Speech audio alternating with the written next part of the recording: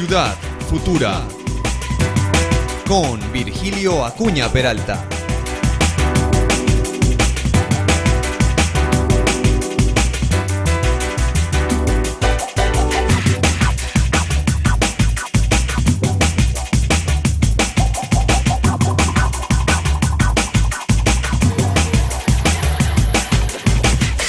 Ciudad Futura.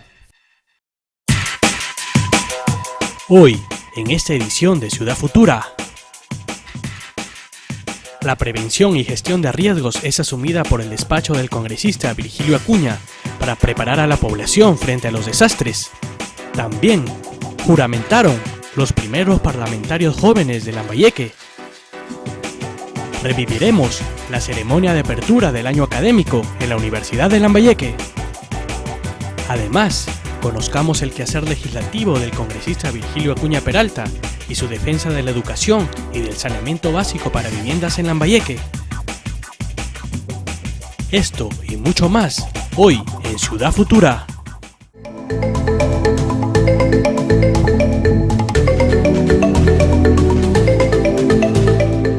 El próximo 31 de mayo se celebrará el Día Nacional de la Prevención de los Desastres, ante lo cual urge mejorar nuestra cultura y medidas ante los fenómenos naturales, cataclismos y sus efectos.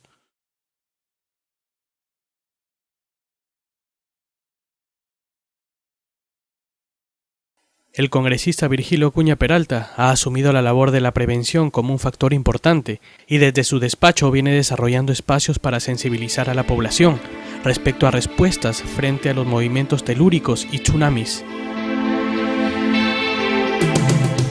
Con la finalidad de aportar a la conciencia y cultura de prevención, el pasado miércoles 12 de febrero del 2014, la Universidad de Lambayeque desarrolló el foro La gestión del riesgo de desastres y su construcción social, dirigido a representantes de organismos civiles y público en general.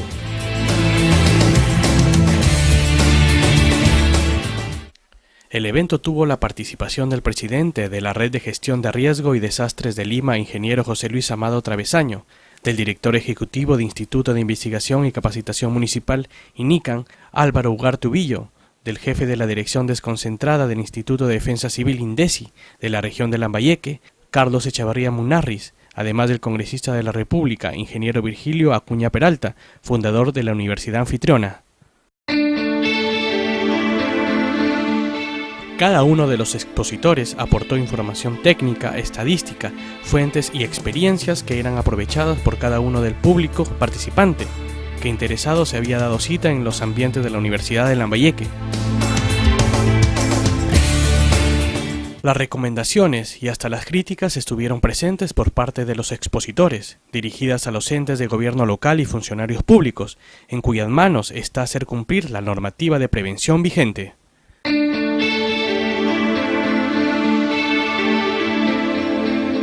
Llegado el momento, el público también fue escuchado, entre ellos el alcalde del distrito de La Victoria, Anselmo Lozano Centurión, quien dejó sentir su reclamo. Que las redes de alcantarillado están solamente diseñadas para recibir las aguas servidas y no se puede usar ni siquiera un litro adicional. Por eso es importante que las empresas visibles, las autoridades deben estar aquí para planificar ese problema. Finalmente, el fundador de la UDL y congresista de la República, Virgilio Acuña Peralta, cerró formalmente este primer foro, agradeciendo la presencia de invitados y público. Expresar a todos mi absoluta e inmensa satisfacción que tengo de haber tomado un tema tan importante como es esta de la gestión de riesgos. Es una ley que se ha emitido hace 3 años. Es una ley que está ahí, pero desafortunadamente todavía no está en la conciencia de todos. Y le expreso mi inmensa satisfacción porque en el mundo tenemos 2 grandes retos, y los tenemos todos, no solo las autoridades, sino también los ciudadanos. Primero, la conservación del planeta. Y esa conservación del planeta es responsabilidad de las personas, responsabilidad de las regiones, responsabilidad de los países, responsabilidad de los continentes, absolutamente responsabilidad de todo el mundo. Y lo más importante es cuidar la vida, es cuidar la vida humana. Lo he dicho y lo reitero, la vida humana es como un pilar y nuestra obligación de todos es cuidarla. Y lo ratifico ahora porque en la exposición he escuchado la cantidad de personas que pierden la vida. escuchar a la persona que pierde la vida producto de estos desastres. Por eso me siento inmensamente satisfecho por la participación de todos ustedes. Espero que de acá para adelante vayamos más comprometidos en gestionar los riesgos que son posibles de gestionar. Ya es bien sabido que los sismos no son predecibles, que en cualquier momento pueden suceder, por lo que es necesario que la población sepa cómo responder, pues el pánico, más un entorno sin señalización ni preparado, pueden cobrar víctimas trágicas. Yo considero que todavía falta un poco de cultura cívica para la prevención de sismos, de catástrofes. No estamos preparados, nos falta mucha educación en el tema de desastres naturales, en el tema de sismos, en el tema de todos los temas. No estamos preparados para un tsunami, no estamos preparados para un sismo, un terremoto. Lamentablemente nos falta un poco en ese sentido conciencia y cultura, y que también nuestras autoridades un poco inviertan más en la orientación, ¿no? No, porque hay casas en estructuras muy bajas, muy antiguas, hay edificios mal hechos, hay diferentes cosas que no se pueden, pues. Porque falta trabajo de las autoridades para informar a la colectividad sobre un plan en casos de sismos que ocurre acá en la provincia de Chiclayo y en toda la región Lambayeque. La labor de sensibilización y prevención frente a los sismos del congresista Virgilio Acuña Peralta va más allá de las fronteras lambayecanas, enfocándose en la macrorregión norte. Bienvenidos a la Municipalidad Provincial de Tumbes. Esta vez, Tumbes fue la sede del Foro Gestión del Riesgo de Desastres, que se realizó el día 28 de marzo pasado a las 9 de la mañana en el Auditorio Municipal Javier Pérez de Cuéllar, con la finalidad de sensibilizar y actualizar a los entes comprometidos con la prevención, así como público en general. Él es el encargado del grupo de trabajo de evaluar la implementación de la Ley del Sistema Nacional de Gestión de Riesgo de Desastres. El foro fue organizado por el congresista Virgilio Acuña Peralta, en su calidad de coordinador del grupo de trabajo encargado de evaluar la implementación de la Ley del Sistema Nacional de Gestión del Riesgo de Desastres, SINAGERT, perteneciente a la Comisión de Vivienda y Construcción del Congreso de la República. De normas y la reducción de la vulnerabilidad ante los riesgos de desastre, aquí en Tumbes. Para dar inicio a este programa, vamos a invitar al señor congresista de la República, Virgilio Acuña Peralta, coordinador del grupo de trabajo encargado de evaluar la implementación de la Ley del Sistema Nacional de Gestión de Riesgo. Fuertes aplausos para recibir. El congresista Virgilio Acuña Peralta, responsable de la organización de este nuevo foro, esta vez en Tumbes, expresó su mensaje a los concurrentes. Yo del Congreso de la República pertenezco a la Comisión de Vivienda, y dentro de la Comisión de Vivienda hay un grupo de trabajo que es difundir la ley 29664, que es una ley que se ha emitido en 2011, y lo que hace es organizar todo un sistema a nivel nacional para poder prevenir los riesgos, para poder gestionar los riesgos que existen ante los desastres. Esa es la razón por la que estoy acá, esa es la razón por la que en diferentes regiones del país hacemos organizaciones y conversatorios como estos para poder difundir una ley. Esa ley que tiene que ver con prevenir y con anticipar lo que puede hacer los riesgos en el futuro. Ustedes saben que el mundo cada vez es más complicado, ustedes saben que el mundo cada vez está expuesto a más riesgos. Un mundo y un planeta que producto de la contaminación ambiental, producto del calentamiento global y producto de lo que diariamente cada uno de nosotros hacemos, está mucho más expuesto a desastres naturales. Y esos desastres naturales que pueden ser terremotos, maremotos, lluvias, sequías, todos esos desastres naturales no se pueden prevenir. Lo que lo tienen que hacer es ponernos en alerta, ponernos preocupados y poder gestionar en cuanto Dios lo quiera algún riesgo. Producto de esa preocupación que existe en el mundo, seguramente en todos los planetas, todos los países están con la misma preocupación para prevenir. Afortunadamente en el Perú no tenemos grandes desastres naturales, pero en otros países hemos visto cómo la sequía, como los terremotos, como los huaicos, como todos estos sistemas complicados generan grandes problemas hayan pérdidas de vida y pérdidas también de fruto material. En el Perú también tenemos lo que conocemos como sabemos que en Perú existe siempre este riesgo del fenómeno del Niño. Siempre estamos preocupados que en cualquier momento llueve y esas lluvias generan daños y generan desastres. La primera obligación de los gobernantes es cuidar la vida de la persona. El primer artículo de la Constitución Política del Perú es cuidar la vida de la persona. Y esa es la razón por que en el Congreso se ha emitido una ley, que es esta ley de gestión de prevención de los riesgos de desastre. Esa ley crea un sistema, ese sistema tiene una cabeza, que es el primer ministro, y luego vienen todos una serie de integrantes. Dentro de los integrantes de ese sistema de prevención está el INESI, nos acompaña ahora el general jefe del INESI, quien en su momento les explicará el interés que tenemos en un conversatorio como este. Nuestro interés es difundir en las autoridades, difundir en la ciudadanía, difundir en el pueblo, difundir en los medios de comunicación que existe una ley que nos organiza para prevenir los posibles daños. Esa es la razón por la que estamos acá. Esperamos que en este conversatorio podamos difundir esa ley y que todos podamos cumplir con esa obligación fundamental, que es el cuidado y la defensa de la vida humana, que es lo más importante de todo el planeta. Los agradezco a todos por su presencia. Nos acompaña también un funcionario, el señor Benel, que viene del Ministerio de Vivienda y tiene la misma preocupación. Porque estamos acá, estamos preocupados porque queremos difundir una ley.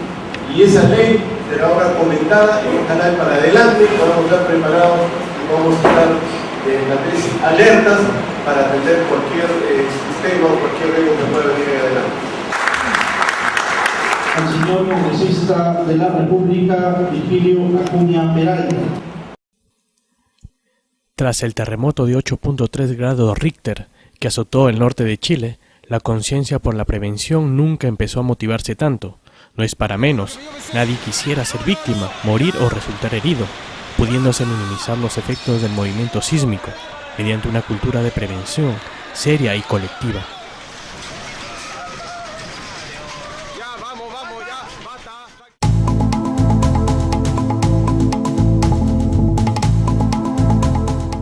Lamentablemente, la región Lambayeque tiene un gran porcentaje de viviendas autoconstruidas, es decir, sin dirección técnica de ingenieros ni arquitectos, cuyos servicios se omiten en un afán de ahorrarse el pago. Por otro lado, está el desorden no controlado por las municipalidades, que permiten construcciones sobre suelos no aptos y edificios con más pisos de los razonables.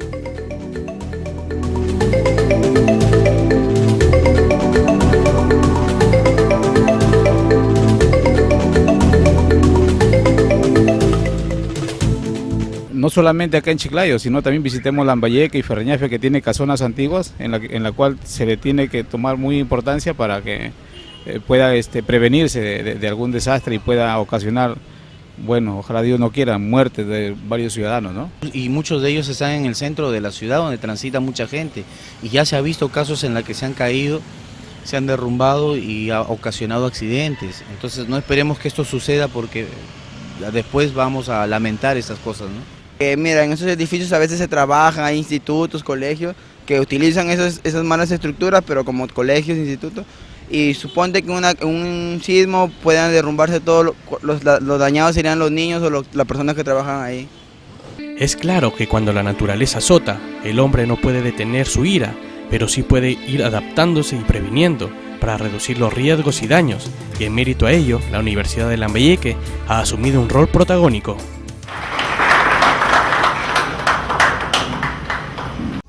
Ya regresamos con Ciudad Futura. Seguimos con Ciudad Futura. Y luego de meses de preparación y exámenes, se eligieron a los parlamentarios jóvenes de Lambayeque, quienes juramentaron el pasado 9 de mayo, comprometiéndose a preocuparse por los principales problemas de la región.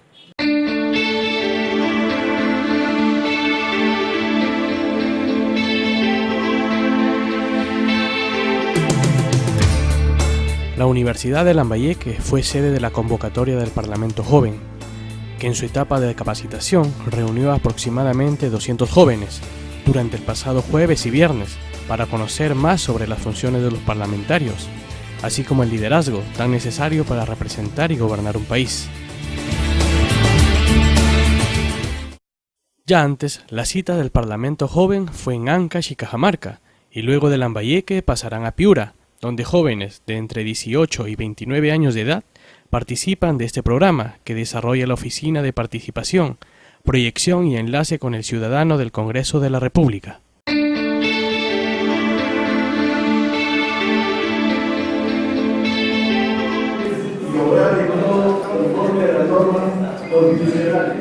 Fue el congresista Virgilio Acuña Peralta quien tomó el juramento de estilo a los jóvenes parlamentarios, quienes desde ese día son reconocidos como representantes del norte peruano.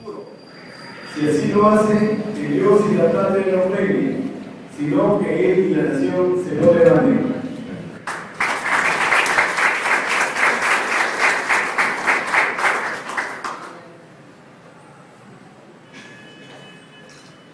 Ingeniero Virgilio Acuña Peralta, congresista de la República y representante de la región Lambayeque, y que también a la vez dará la inauguración de este evento, programa Parlamento Joven. Señoras y señores, el ingeniero Virgilio Acuña Peralta. A todos los jóvenes que están presentes ahora, hombres y mujeres, le decía a Hugo y le decía a Boris, es difícil para mí, por la diferencia de edad que tengo con ustedes, poder comunicarme, porque a veces es más fácil entre las edades, entre jóvenes, es más fácil que entenderse, igual entre viejos es más fácil que entenderse. Este evento es un evento que lo organiza el Departamento de Participación Vecinal, Participación Ciudadana del Congreso de la República.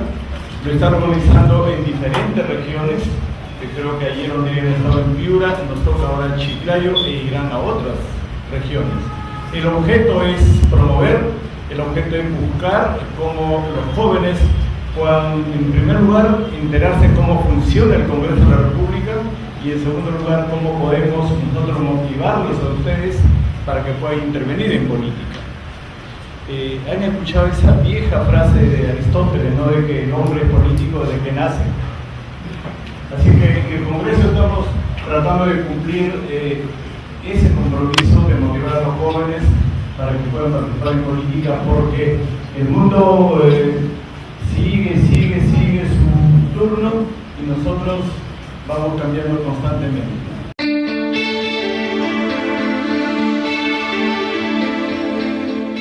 Este programa cívico, que cuenta con el apoyo de la segunda vicepresidencia del Congreso y la Fundación Hans Seidel, tiene como objetivo promover entre los jóvenes líderes la práctica parlamentaria para lograr habilidades de negociación y debate.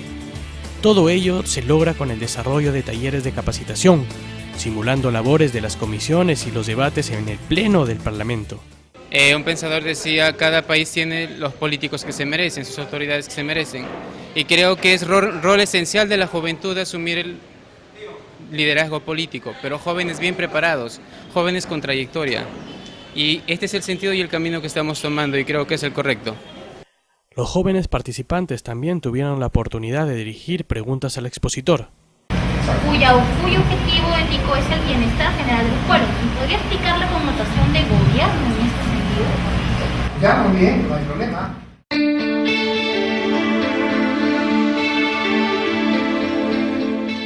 Los participantes expresaron su beneplácito e importancia de esta capacitación, que tuvo como sede a la Universidad de Lambayeque.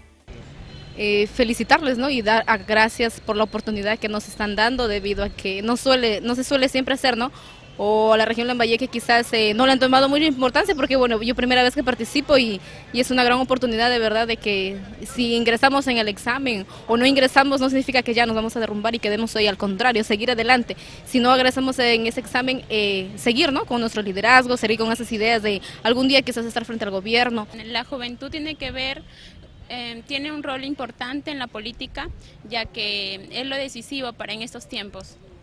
Como juventud debemos ser consecuentes con nuestras ideas.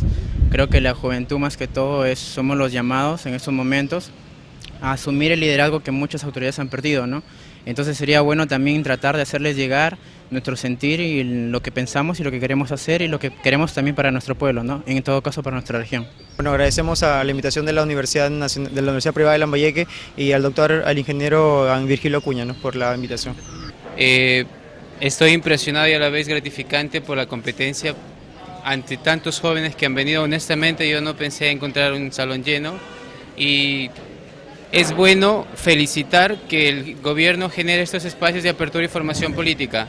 De parte experiencia mía, vengo de la Escuela de Formación Política Humanismos, somos becarios y esperamos que todo salga positivo y cada vez más jóvenes se comprometan a este proceso. ¿Es buena la política desde un punto de vista democrático, desarrollo?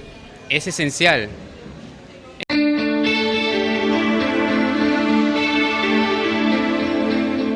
El fundador de la UDL, congresista Virgilio Acuña Peralta, dejó un mensaje para los jóvenes participantes del programa Parlamento Joven, para que cumplan sus metas cívicas y profesionales y así contribuyan con el desarrollo del país. Primero, pienso que la parte más rica, la parte más extraordinaria, la parte más grandiosa del ser humano es la juventud y la adolescencia. No hay parte más importante en un ser humano que esa edad de la juventud y la adolescencia. La juventud y la adolescencia donde todo el mundo vive ocupado, donde todos los jóvenes no tienen tiempo, donde todos los muchachos bien apurados y haciendo cosas y a veces se le van las cosas porque no tienen tiempo. Y muchas de las veces tampoco no escuchan porque todos los jóvenes están ocupados. Y esa edad maravillosa, los jóvenes donde están llenos de ilusiones, de sueños, de aspiraciones, a veces con la edad se lo van perdiendo. Cuando uno llega a una edad como la mía, cuando uno llega a ser viejo, a veces deja de tener sueños, pero no debería haber ningún ser humano que deje de tener sueños. Que Dios y la patria lo premien, sino que Él y la nación se lo demanden.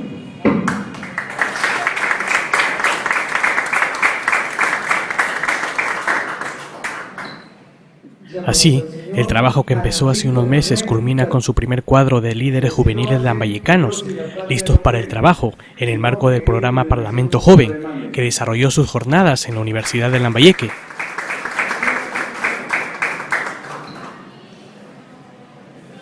Invitamos al señor Carlos Arturo Guerrero Villegas.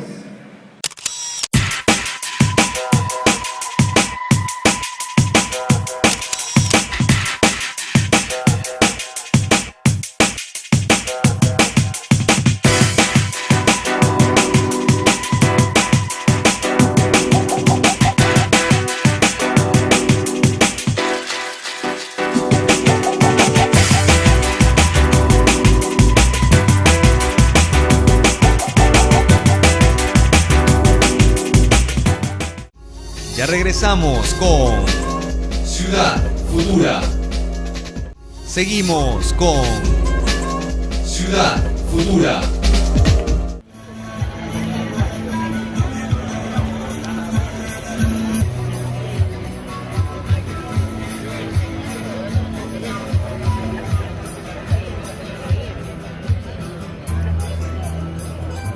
En un ambiente solemne y con una nutrida concurrencia, ayer viernes por la mañana se inauguró el año académico de la Universidad de Lambayeque, acto que contó además con la presencia de autoridades universitarias e invitados especiales. Recibimos al congresista de la República, ingeniero Virgilio Acuña Peralta. La ceremonia de apertura fue oportunidad para distinguir en calidad de doctor honoris causa al doctor Juan Manuel Gamarra Romero, reconocido investigador con estudios en Alemania, Costa Rica y el Perú.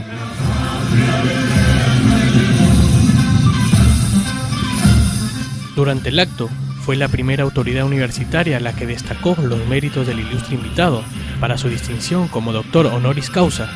La nuestra se esfuerza por reconfigurar cada año su escenario a través de una organización, un clima y una dinámica que garanticen la formación de personas y de profesionales auténticos en su ruta hacia la comprensión cabal y pleno ejercicio de la libertad. Para ello, en el 4º año de funcionamiento, el año pasado, trabajamos con esfuerzo y entusiasmo a fin de reforzar cada día la práctica sistemática y el desarrollo de la investigación científica. Fue un momento de gran emotividad cuando el rector de la Universidad de Lambayeque impuso la distinción honoraria al ilustre visitante. Categoría docente. Lo invito a que la luzca con dignidad y con orgullo en todas las ceremonias académicas de la Universidad de Lambayeque a las que usted sea convocado.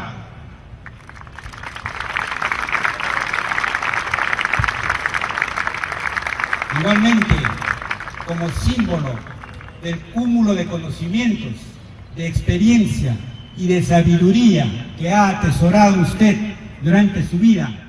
Por su parte, el doctor Juan Manuel Gamarra Romero, ya ungido con el grado honorario, agradeció la distinción y generó la reflexión sobre la calidad de la educación en el país. Además, desde que el Perú es república, se han ensayado muchos intentos de reforma de la educación a nivel nacional. No me ha quedado tiempo para hurgar en los archivos y contabilizar cuántas leyes de reforma de la educación se han dado en el país. Somos riquísimos en leyes, pero muy pobres en su aplicación práctica. Todas las reformas de la educación han fracasado. La educación, en realidad, se desarrolla a lo largo de toda la vida en 3 grandes áreas. La primera es el hogar, la segunda son los centros educativos, la tercera es lo que, a falta de mejor término, podríamos llamar la calle. Y una de las razones por las cuales todas las reformas de la educación en el Perú han fracasado es porque solamente se han fijado en una de estas 3 áreas, en los centros educativos, y han ignorado por completo tanto al hogar como a la calle. El marco ceremonial sirvió para distinguir y felicitar a los estudiantes que ocupan los primeros puestos de mérito en las distintas carreras profesionales de la UDL.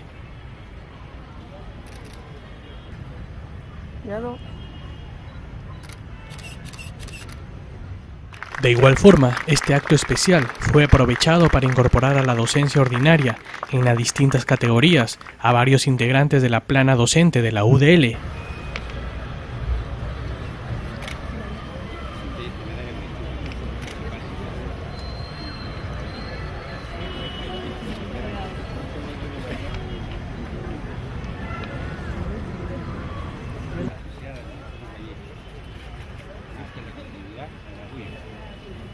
El fundador de la Universidad de Lambayeque y congresista de la República, Virgilio Acuña Peralta, agradeció la presencia del público, así como la exposición del flamante doctor honoris causa. Eso lo hago como introducción a mi mensaje final. Mi mensaje, señoras y señores, es que para la Universidad de Lambayeque no es un acto simplemente de inicio del ciclo académico como en todas las universidades del Perú. Hay que hacer un acto de inicio de apertura del año académico.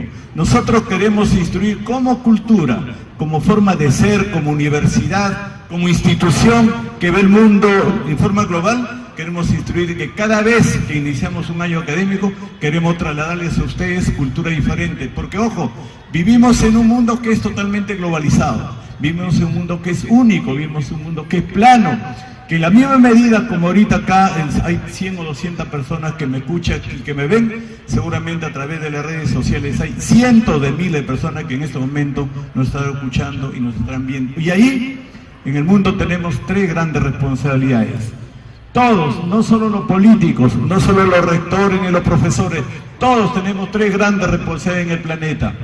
Primero, lo que se ha mencionado también es el cuidado del medio ambiente, el cuidar la tierra. Sobre esta tierra donde vivimos tenemos que cuidarlo, y no es responsabilidad de los políticos, no es responsabilidad de los académicos, no es responsabilidad de esa autoridad, es responsabilidad de todos. Y uno dice, ¿cómo es la vida? ¿Qué precio tiene la vida? La vida nunca tiene precio ni tiene compensación. Y la vida es lo primero que tenemos que cuidar, no en esta región, también a nivel universal. Primero es la vida. ¿Qué sería si este planeta no tuviera vida? ¿Qué sería si no hubiera la vida? Esa vida que nos permite desarrollar la tecnología, el conocimiento, la práctica, las actividades. Esa es la vida. Y la vida, señoras y señores, es como un milagro. Quisiéramos todos tener ese milagro de mantener la vida en forma indefinida. El brindis protocolar estuvo a cargo de la representante de la entidad promotora de la UDL.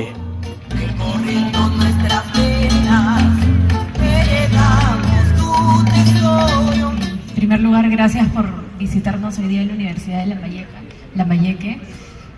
Muy brevemente, decir que estoy muy contenta de haber escuchado el día de hoy a 3 personas que nos han inspirado y nos han dado unos mensajes tan bonitos e importantes para todos nosotros. A los jóvenes de los colegios y de la Universidad de Lambayeque, siempre les digo que escuchar a personas mayores que nosotros es una gran experiencia, porque ellos, por el simple hecho de haber vivido más, nos transmiten enseñanzas que realmente valen la pena y que siempre... Este fue el ambiente académico y festivo que se vivió ayer viernes durante el acto de inauguración del año académico de la Universidad de Lambayeque.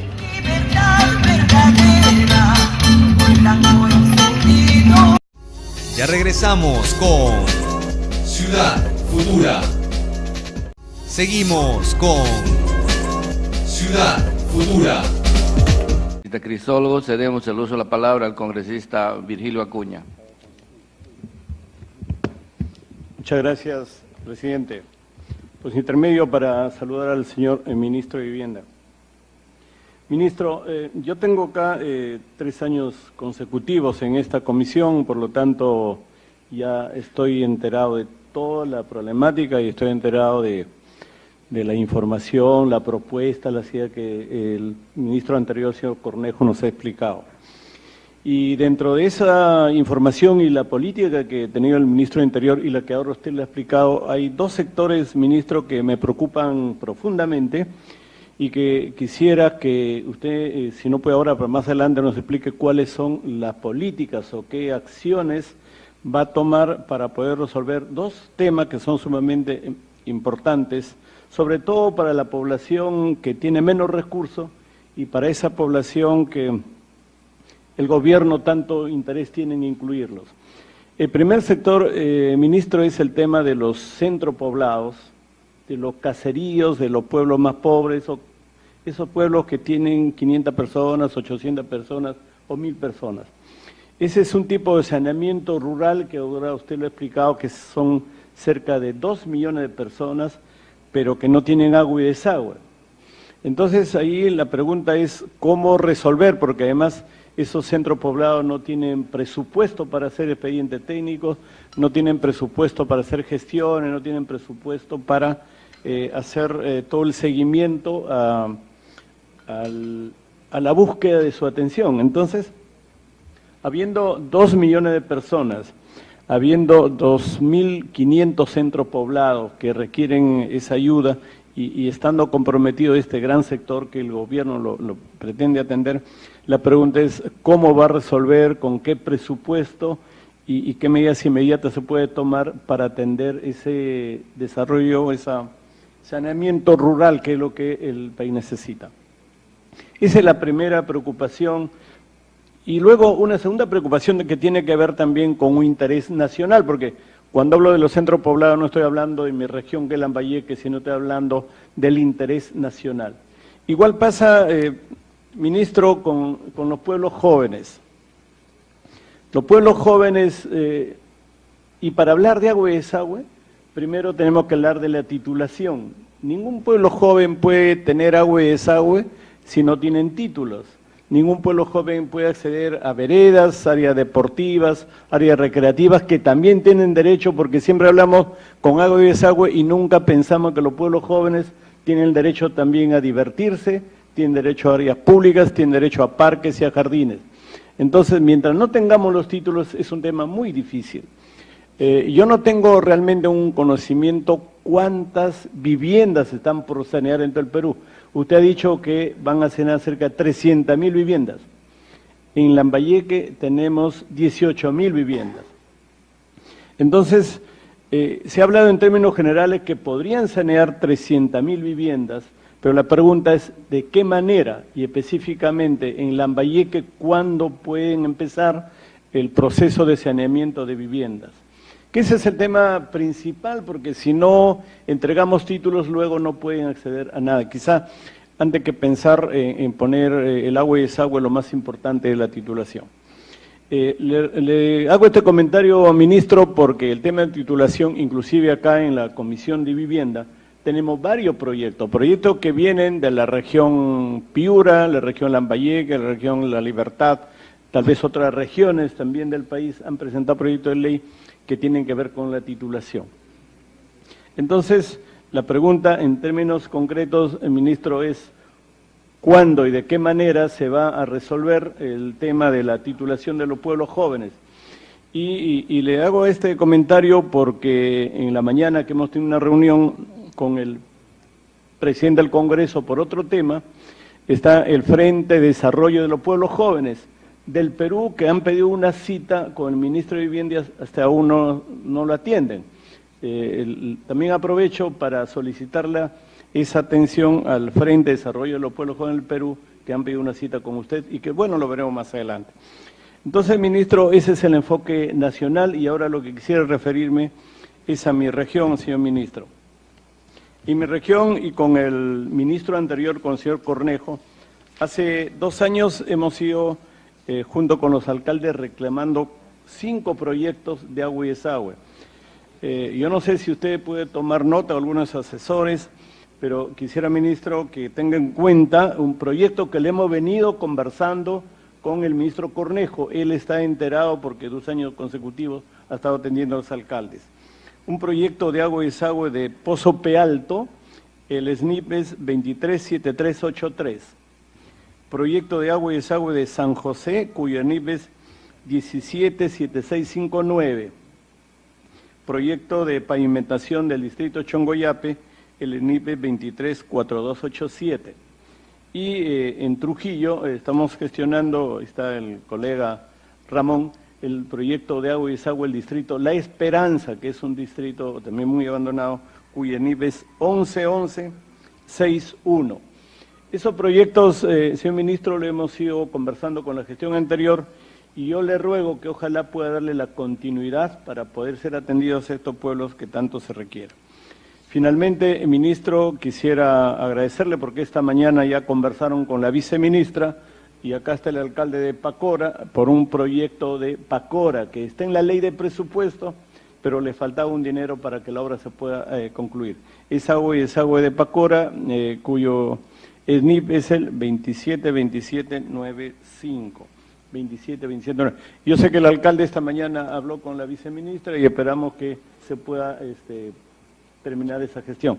Entonces, ministro, seguramente va a haber oportunidad de hablar más adelante por temas específicos, pero le ruego que priorice el tema de agua y desagüe de los centros poblados, lo rural, que es lo más importante, porque no podemos estar tranquilos si vemos 10 millones de peruanos que no tienen agua, señor ministro. Y que se priorice también la titulación de los pueblos jóvenes, porque hay millones de peruanos que luchan día a día, año a año, y a veces 20 o 30 años porque requieren un título. Y si no tienen el título no pueden avanzar que en otro servicio. Le agradezco, ministro, y espero que, yo sé que esto no es una reunión para resolver problemas, pero espero que más adelante podamos conversar para tratar los problemas, específicamente en mi región. Muchas gracias, ministro, muchas gracias, señor presidente de la comisión. Gracias, congresista Acuña. Cedemos el uso de la palabra al congresista José Urquizo. Ya regresamos con Ciudad Futura. Seguimos con Ciudad Futura.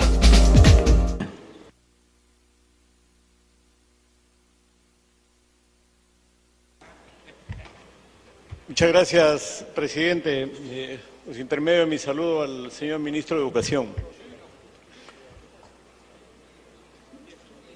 De una vez, con las interrupciones, presidente, se concede al señor Tapia y al señor Galarreta. Congresista Tapia. Muchas gracias, presidente. Gracias, congresista Virgilio Acuña. Congresista. Muchas gracias.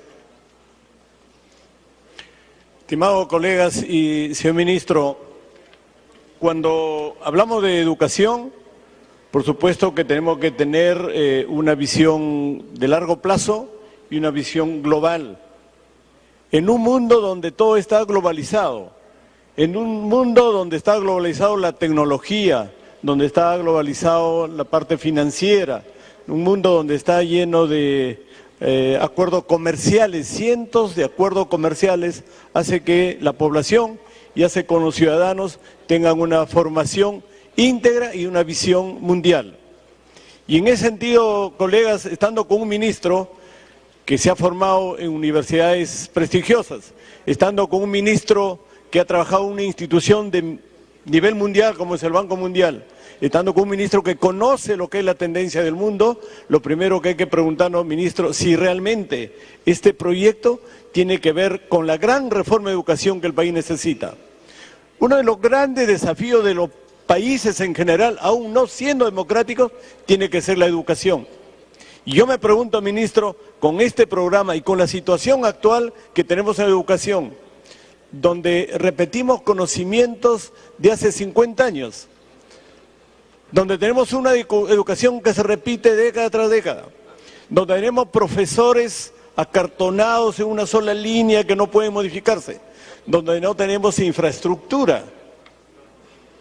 ¿Cómo vamos a avanzar en nuestra educación con características como esas? Que no cambiamos los sílabos, no cambiamos las currículas, no cambiamos los contenidos. Entonces la primera pregunta, ministro, ¿cómo es que tenemos que romper esa gran desigualdad educativa? ¿Cómo tenemos que romper esa desigualdad en que mientras pocos tienen todas las facilidades, como un equipo de un iPhone que tienen absolutamente toda la información, aún siendo niños, y millones de niños no tienen un cuaderno, no tienen un lápiz? Ese es el gran desafío, ministro, cómo romper esa gran desigualdad. En segundo lugar, ministro, cómo formar a nuestra gente, cómo formar a las personas para que puedan adecuarse al mundo contemporáneo, a un mundo en el cual las máquinas cada vez más reemplazan las actividades de los hombres, a un mundo en el cual cada vez más tecnología y cada vez más virtual. ¿Cómo nos preparamos y cómo preparamos a nuestra juventud para ese tiempo? Ese es el gran desafío, ministro, que estoy convencido que usted no lo puede hacer porque es una política de largo plazo, pero me gustaría que usted, que tiene una formación global, pueda dar los primeros pasos para que nuestra juventud pueda formarse para ese, por lo menos para el medio siglo que viene, para el 2050. Esa es la primera interrogante, ministro, y mi primera reflexión relacionada con la educación. En cuanto a nuestro país, ministro, ya todos han repetido, todos hemos leído su programa, lo hemos escuchado, ministro, pero yo tengo tres interrogantes. La primera interrogante, ministro, la Constitución establece el derecho de educación para todos los peruanos. Entonces, la primera pregunta, ministro, ¿qué hacemos con cerca de esos 2 millones de analfabetos? Esa gente no puede quedarse atrás sin terminar de estudiar. ¿Qué hacemos con los 3,5 millones de hombres y mujeres que no han terminado secundaria? ¿O es que hay que dejarlos atrás y nosotros avanzar? Creo que sería absolutamente injusto. Tiene que haber políticas y me gustaría que nos diga cuáles son las políticas para que esos 2 millones de hombres y mujeres que son analfabetos puedan aprender algo en la vida. ¿Cómo hacemos para que esos 3 millones de personas que no han terminado secundaria puedan algún día decir, cuando menos sí he terminado secundaria? Ese gran desafío es un desafío que usted tiene que estar en las políticas, aún estando en un mundo moderno, pero tenemos que hacer que esa gente no se quede atrás y que no se quede abandonada. Finalmente, ministro, muchos de mis colegas han hablado del tema de la educación superior. Culmine con eso. Voy a repetirle, ministro, la misma pregunta le hicieron al Premio Nobel de Literatura José Saramago.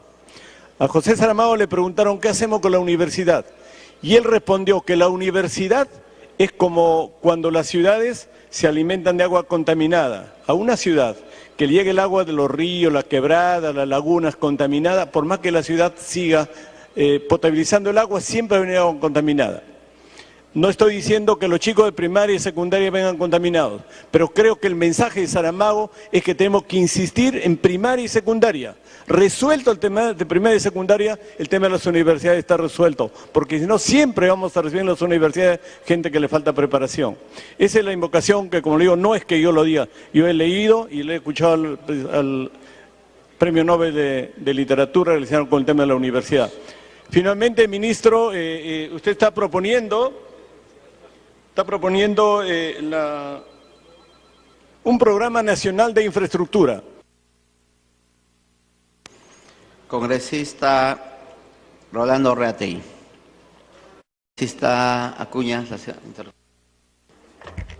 Muchas gracias, presidente. Señor ministro, en la parte final de mi intervención yo quería referirme a este programa nacional de infraestructura educativa que usted le ha propuesto. Ministro, se quiere en ese programa atender actividades de mantenimiento, zonas rurales y escuelas antiguas.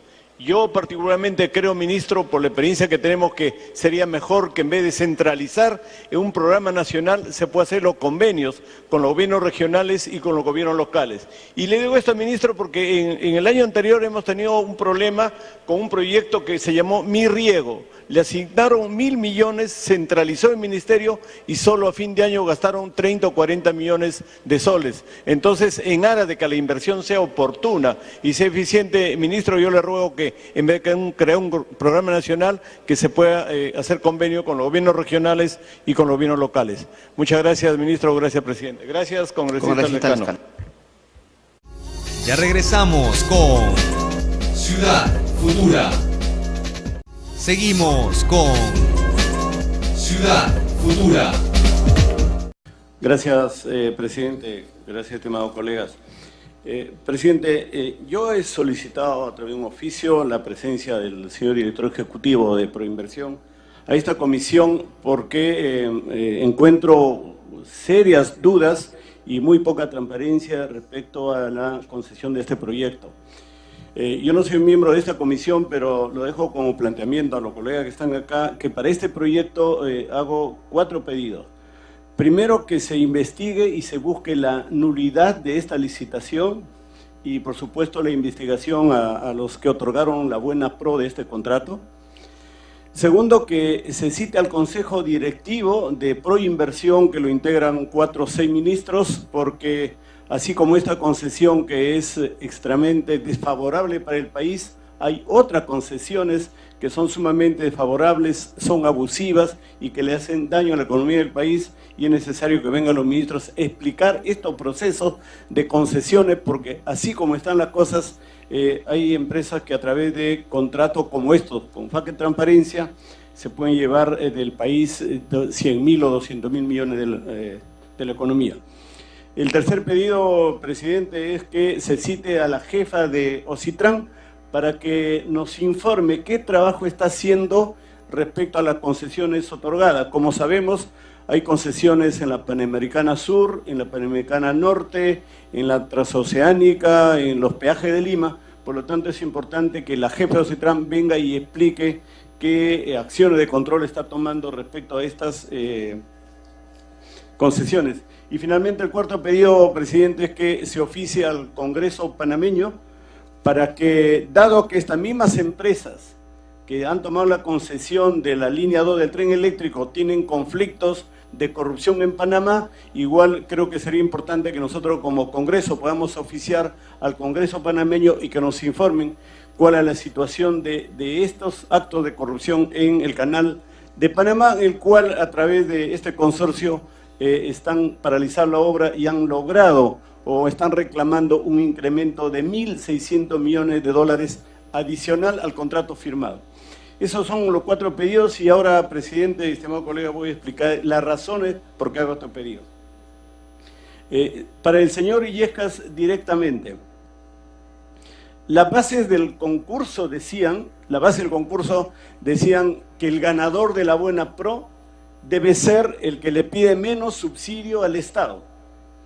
Supone que hay una lista de competidores y de 4 o 5 competidores, el que le pedía menos subsidio al Estado es el que tenía que ganar la buena pro. Sin embargo, durante el proceso ya habían empresas que se iban retirando, y es más, señor Illescas, 72 horas antes de abrir el sobre económico, ya Proinversión estuvo comunicado de que no se iban a presentar 2 empresas. Entonces, si ya sabíamos que se quedaba una sola empresa o un solo consorcio, la pregunta es, ¿por qué no se tomaron las medidas de precaución? Porque al ser una sola empresa, en vez de pedirle menos aporte al Estado, lo que han hecho es pedir la mayor cantidad de aporte al Estado. Finalmente, con un solo postor o con un solo consorcio, no se puede decir que había una competencia, y no se puede decir que la competencia le pida al Estado la menor inversión, sino, si es uno solo, lo que ha pasado es que el Estado le da la máxima inversión. Producto de esa única propuesta es que el Estado tiene que invertir cerca de 3.700 millones de dólares. Estimados colegas, una obra, un contrato tiene 3 componentes. El costo directo, que es la obra, tiene un componente que son los gastos indirectos, que son los gastos administrativos, y el otro costo que es los impuestos. En este caso, para Proinversión, si el contrato son 5.600 millones de dólares, le deducen el IGB, que son 18%, que son más o menos 900 millones de dólares, y a eso le deducen los gastos administrativos que le corresponde a la empresa, los gastos de oficina, ingeniero, administrativo, financiero, que son 1.100 millones, entonces tiene un costo directo de la obra de 3.600 millones, igual lo que el Estado va a poner. Entonces significa que esos 3.600 millones es todo dinero del Estado, y no podemos permitir que todo ese dinero del Estado se asigne a una empresa sin un previo concurso. Hemos visto la serie de problemas que ha habido en Ancash y otras regiones porque no hay control sobre el dinero. En Ancash durante 7 u 8 años se ha manejado cerca de 3.500 millones de soles. Este contrato cuesta más de 10.000 millones de soles, pero ¿cuál es el control que nosotros como congresistas tenemos sobre estas inversiones? 10.000 o 12.000 millones de soles sin ningún control, simplemente porque queda un consorcio, y es el que en vez de pedirle menos al Estado, le ha pedido más al Estado. Ese por un lado, colegas, como observación al proceso y a la forma como se ha dado la buena prueba del concurso. En segundo lugar, tengo acá, y ahora voy a hacerle llegar al presidente de Proinversión, las empresas con que hemos contratado, que son 4 empresas, son 3 empresas españolas y una italiana. Todas las empresas están en un proceso de quiebra en sus países.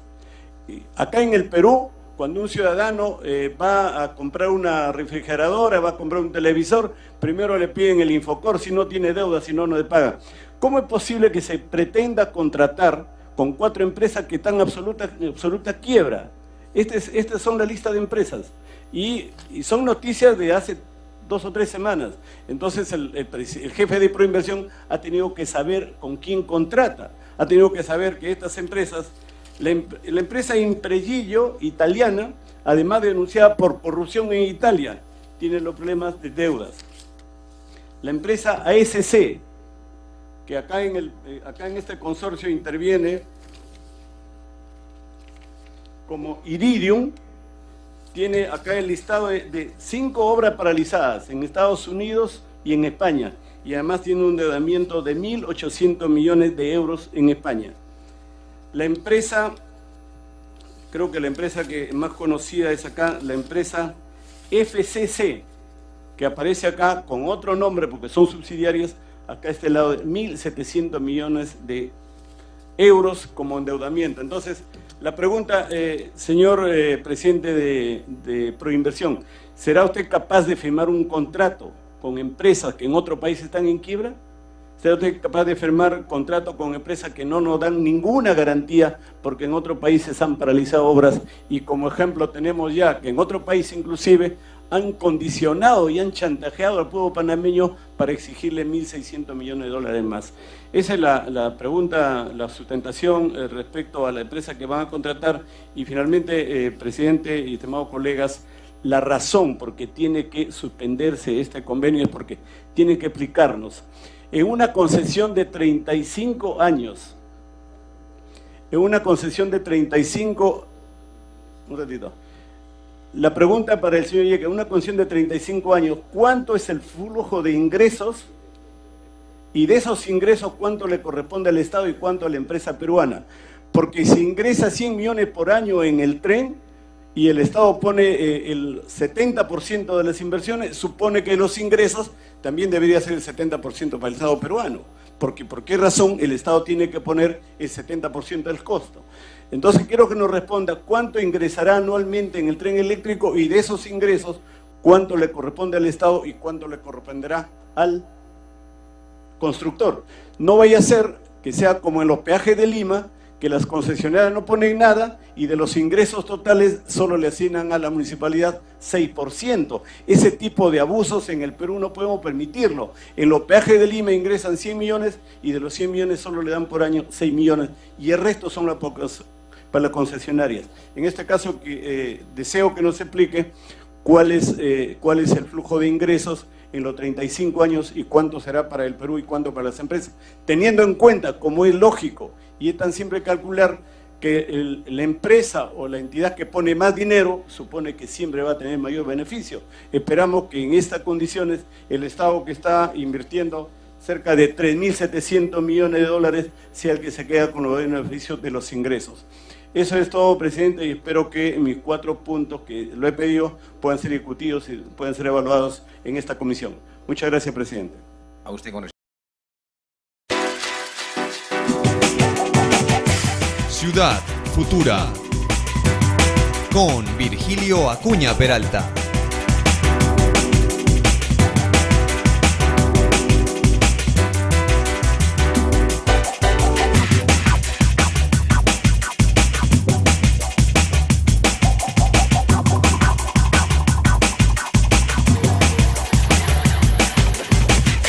Ciudad Futura.